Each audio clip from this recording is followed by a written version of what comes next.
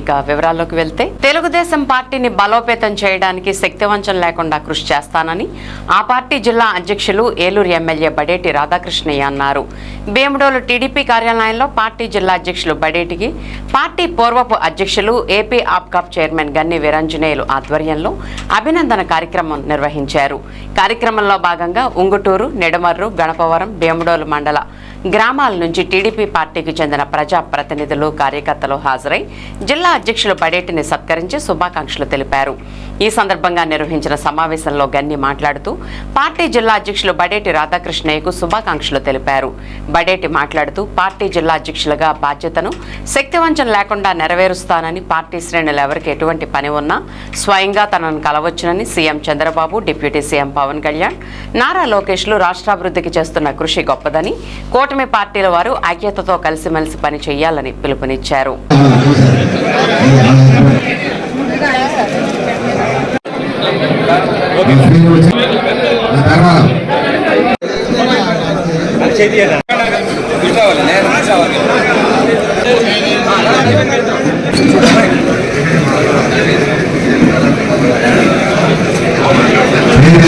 ఈ తర్వాత ప్రెసిడెంట్ మీ నియోజకవర్గానికి వచ్చేసరికి ఇద్దరు ప్రెసిడెంట్ అనుకున్న ఆయన, నేను ఇద్దరు ప్రెసిడెంట్ కింద లెక్కేది.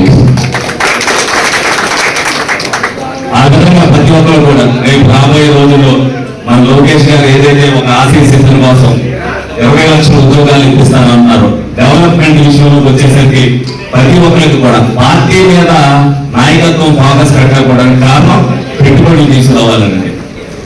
మనం ఒక నియోజకవర్గంలోనే ఇన్ని గ్రామాలు ఉంటాయి, ఇన్ని గ్రామాల మీద మనమే దృష్టి పెట్టాలి. 175 నియోజకవర్గాల మీద మరి మన నాయకులు ఏ విధంగా పెట్టగలుగుతారు? మన నియోజకవర్గ సమస్యనే మనమే తీర్చుకోవాలి. మండలంలో వచ్చింది మండలం లెవెల్లోనే తీర్చుకోవాలి. నియోజకవర్గం లెవెల్లో వచ్చింది డెఫినెట్ గా ఏదైతే నియోజకవర్గం ఇన్ఛార్జ్ ఉంటారో ఆయన దగ్గర కూర్చోవాలి, మండల నాయకులు కూర్చోవాలి. సమస్యనే ప్రతి సమస్యకి పరిష్కారం ఉన్నది.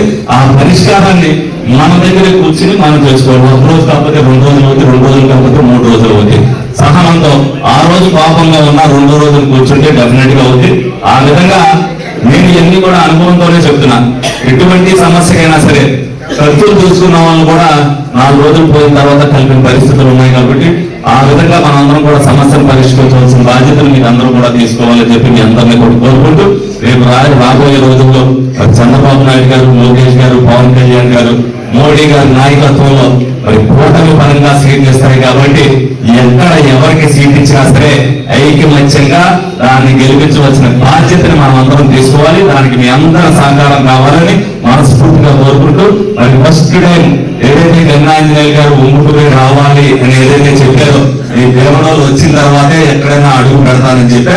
అదే విధంగా ఈ భీమడోలు రావడం జరిగింది. ఇప్పుడే కాదు ఎప్పుడైనా సరే ఫస్ట్ ప్రయారిటీ మీ ఉంగుటూరు నియోజకవర్గానికి తెలియజేస్తూ మరి నాకు ఇంత ఆత్మీయ స్వాగతం ఇచ్చిన మీ అందరికీ కూడా మరొకసారి ధన్యవాదాలు తెలుపుకుంటూ సెలవు తీసుకుంటున్నాను.